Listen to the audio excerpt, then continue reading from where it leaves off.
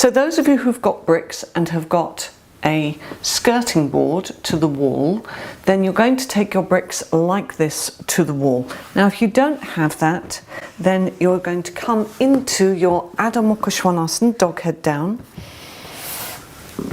just like this, with your middle finger pointing directly forwards, and you'll come in to the action in that way. Okay, so those who do have the bricks to the wall, what you will do is you'll place the heel of the hand onto the end of the brick, tuck your toes under, and lift up. Okay, so either in the center of your mat or with your hands to the wall. Now it might be that you're able to put your thumb and your little finger over the edges of the bricks. It depends on the size of your bricks and the size of your hands. Then press the heel of the hand into the base of the brick. Place the knuckles of the fingers into the brick, so press down with those knuckles. Roll your upper arm bones from the inside out, so you're opening out in the shoulder joint.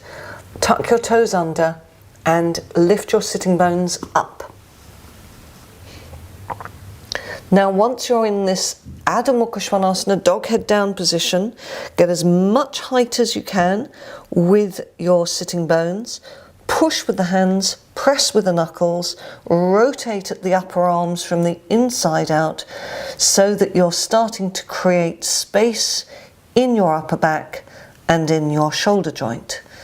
Push firmly with the very tops of the thighs so that you're starting to extend back, extend back. So if you need to come down, you come down. Don't worry about it. You can always come back up again if you need a little bit of rest in between. So push with the hands, push with the legs, rotate with the upper arms. All right, and now releasing down onto your hands and knees. We're going to come straight into the next pose, which is Ardha Uttanasana. So just to have a look at the screen, you'll take your feet so that they line up with the outer edges of the mat. And you're going to place your hands either to the wall. If you've got a shelf or a table, it might be that it's quite nice to put your hands onto a shelf or a table. That's fine too. But you can see here that I'm not letting my belly and ribs drop to the floor. I'm lifting my frontal pelvic bones up so that the action is coming in the armpits and upper back. All right, so let's do that one together. You might have to adjust your position a little bit, but once you've got your distance from the wall, make sure that the outer edges of your feet line up with the outer edges of the mat. Now, if you're not quite sure, just make sure that your middle toe faces directly forwards and that your feet are nice and wide. Look at your hands and make sure that your hands are even. You've not got one higher than the other. You want to have your hands slightly above where your shoulders are. Now, lift your frontal pelvic bones, lift your navel towards your spine, and start to see, can you take your armpits closer towards the floor? Keep rotating the flesh of the upper arms from the inside to the outside. So you're rolling the upper arms out. Keep the ears between the upper arms. Keep pressing back with your thighs. Lift all four corners of your kneecaps. Press firmly down with the outer edges of the feet and lift your inner ankles and breathe. Okay, and slowly coming up. Good, well done. It's quite hard to do when you're staying there for a long time. Stand in Tadasana, inner edges of the feet together, stretching the fingertips down and lifting your chest up. So just stand in Tadasana looking at the screen for a moment while I demonstrate how we're going to work next. Now, if you have bricks at the wall, you're going to put your feet onto those bricks, taking the heels up the wall and then scraping the heels down to the bricks. You can see I've still got the bricks up onto the skirting board there. Now, if you don't have bricks, that's fine. You can always just take your heels to the wall, like that. And if you don't have a wall at all, then work in the center of the mat as you did before. Okay, so let's get going with this Adho Mukha Svanasana now. Be on your hands and knees and take your feet up onto the bricks. So I can't tell you exactly where to put your feet because it will depend on, as I say, foot length, brick length, all of those things. But you want your bricks hip width apart, heels slightly up the wall. Now you might have made your stride too short, so make sure that you've got enough length, and by that I mean your arms should be sloping, they should not be vertical, your shoulders should not be above your wrists. So push with the hands. If you start to slip, you can always hold on to the outer edges of your mat. You can grip the outer edges like that. If the hands are slipping, that's fine. Sometimes the mats are a little bit slippy. Pressing down with the heel of the hands, pressing down with all of your knuckles, pressing down with the finger joints. Push back with the thighs, lift up with the frontal pelvic bones, and slide your heels down as you're working your upper back in. And again with this pose, if you need to come down, you come down and then you can go back up again. It's not an endurance test. All right. So now you can release down. Come back and sit onto your heels if you're able to. Lift your chest, roll your shoulders back and down. We're going to come into Adho Mukha Virasana now, just to let the head rest. So stretching forwards, releasing the head down. Toes are together, heels are apart. Knees slightly wider than your hips so that the outside of your ribs is supported by your thighs.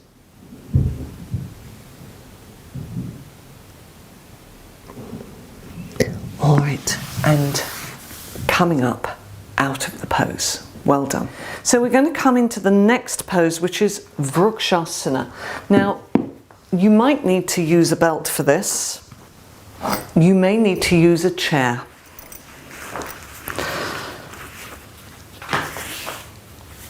So, you might also need to use a wall for your balance, which is fine. So we're going to take up the right leg and stretch up with the left hand. But if you're able to release the belt or not use the belt, then you take both arms up. If you're using the chair, then you take the foot to the chair and take the arms up. So this is very helpful using the chair if you have knee problems or if it's really a struggle to keep the foot in position. And again, you can use the wall if you need to for balance. Okay, so we'll do that together. So we're going to go into the pose. You can stand quite close to the wall. You can lean back against it if you need to, but not be against it if you don't need to. So either use the chair, or if you're using the belt, place it around your ankle and lift up. If you're using your hand, then you can just use your hand to place your foot. Have a look at a point on the floor a few meters away from you so that you just have that steadiness in the eyes. It helps when you're trying to get the action. And then stretch the arms up. So imagine you still had the brick in your hand, push into the brick, lift up with the chest and breathe. Release the arms and release the foot. So again, we can go to the other side. If you're using your belt, place your belt, bring the foot up. So we're trying to get this foot as high up as we can and get it to the inseam of the opposite leg of your trousers. So you're trying to get that foot up, heel into the opposite groin and lengthen this thigh area. And then, if you're able to, again, stretch the arms up. And again, it helps to look at the floor. Tailbone long, chest lifted. Imagine that brick in your hands. Even if you're only working with one hand up. Okay, release the arms and release the feet. Good. We're coming back to the wall again with this action, and I'm just going to show you how you're going to work. Again, if you don't have a brick, don't worry about it. But we're going to take the lower arms to the wall, and you're going to walk back. So the feet are a little bit behind the pelvis here. You're gripping onto that brick, and you're just working the armpits towards the floor in this action. All right, so let's give that a go. Take your brick. Just take the brick to the wall. If you don't have a brick, you could always put a book or something just to keep your hands this far apart, because otherwise they tend to slide together. Have the elbows the same distance apart as your shoulders. And then start to walk back, and as you walk back, the elbows can slide down a little. Keep the ears between the arms. And then once the feet are slightly behind the pelvis, they're not far back, but they're just a little bit behind the pelvis, start to see, can you work your armpits towards the floor? Now, when you do this, you have to keep your abdomen and your ribs from dropping. So you don't want your belly to fall to the floor. You don't want your ribs to start bowing forwards towards the floor. You're keeping those back so that we're working the shoulders and the upper back in this action. Quite a strong way of working. All right, and slowly coming up. Good. So those who are doing Shirshasana, head balance, this is where you would stop the video and come into your head balance. All right, if you haven't been taught Shirshasana by me in the center or by another Iyengar teacher, then it's not a good idea to do it without the tuition. When we're all back up and running, then you can come into the center, and if you're ready for it, then we'll teach you. In the meantime, we're coming into Chaturanga Dandasana. We're going to use bricks, and we're going to use the wall. If you don't have bricks, if you don't have the wall, don't worry about this. You can do it just freestanding instead.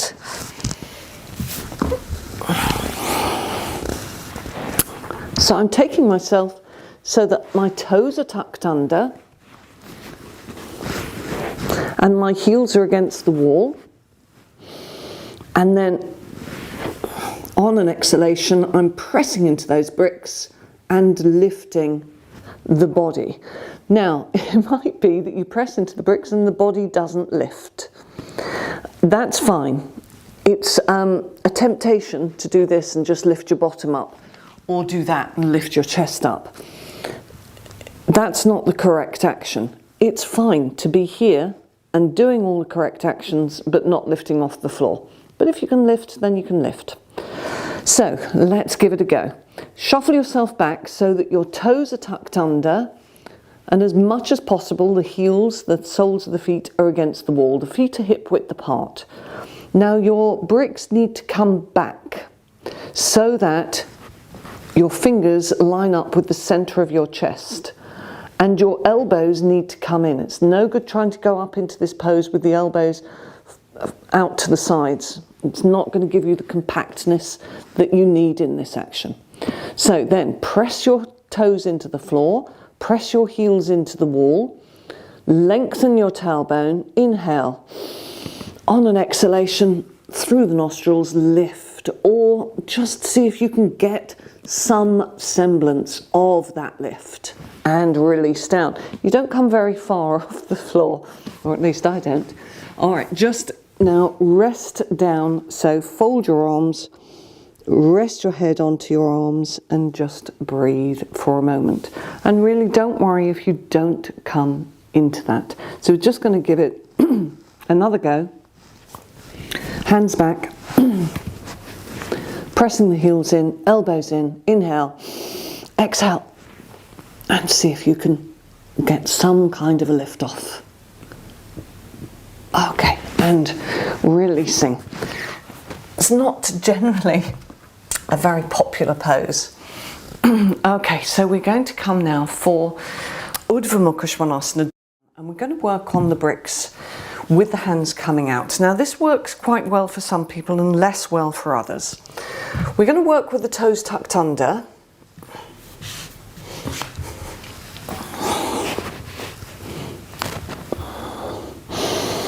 And this time the chest coils up, coils up, coils up, and you lift into this action. And this works nicely if your shoulders are a little bit stiff in this pose. So you lift the thighs. All right, let's give that a go. So turn your palms out on the bricks. If you don't have bricks, you can just turn your palms out onto the floor.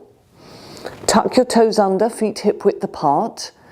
Now lift your thighs off the floor, drill your tailbone into the floor, lift your chest. Inhale, and on an exhalation, start to coil the chest up off the floor, press into those bricks and lift up. Now some of you might find that these bricks just are a little too much for you and that you would rather work with the hands onto the seat of the chair or the hands onto the floor, and that's fine. All right, releasing down. We'll give it another go. Tuck your toes under, draw the shoulder blades down your back, lift your chest, lift your thighs off the floor, tailbone long. Inhale, exhale, and coil and lift. Roll the outer tips of the shoulders back, lift your thighs strongly, and releasing. Okay, so you can fold your arms and take your toes together and your heels apart. Rest your head onto your folded arms for a moment. So just rest there for a minute.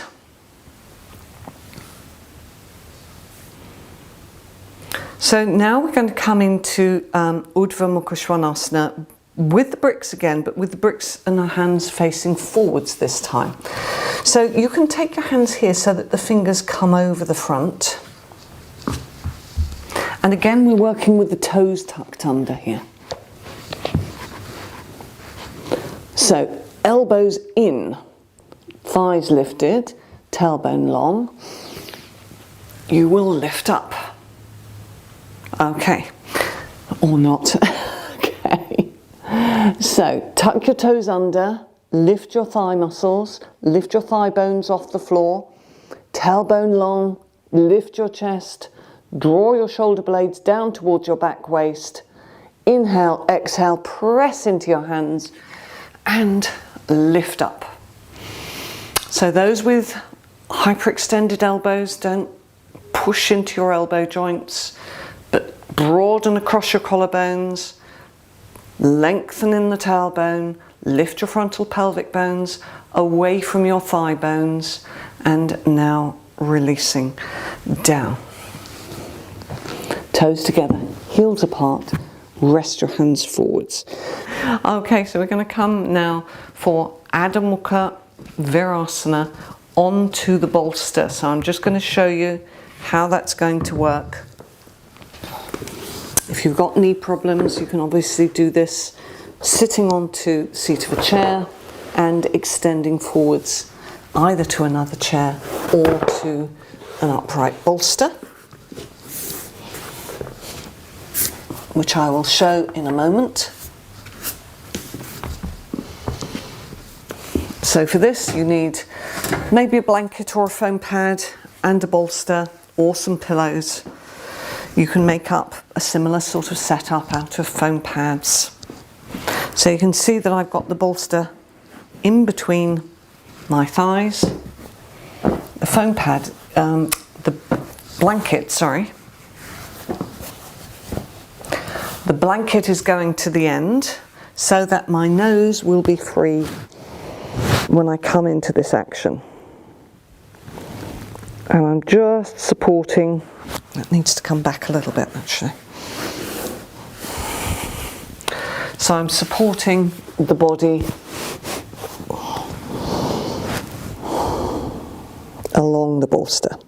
Alright, so get yourself set up in this way with your bolster, with your foam pad or your blanket, folded blanket. I'm just going to show how you would work like this if your knees don't allow you to sit back on your heels.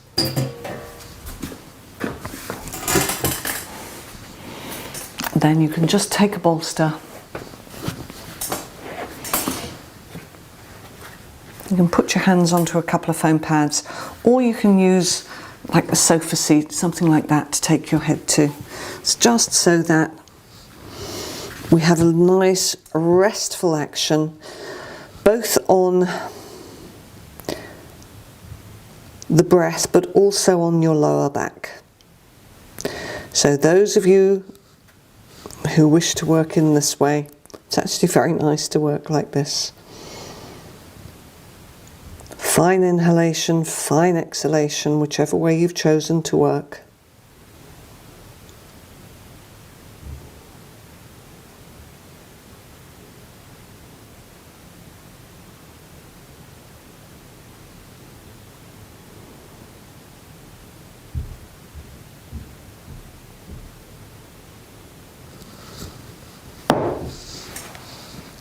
All right, and coming up now out of your actions.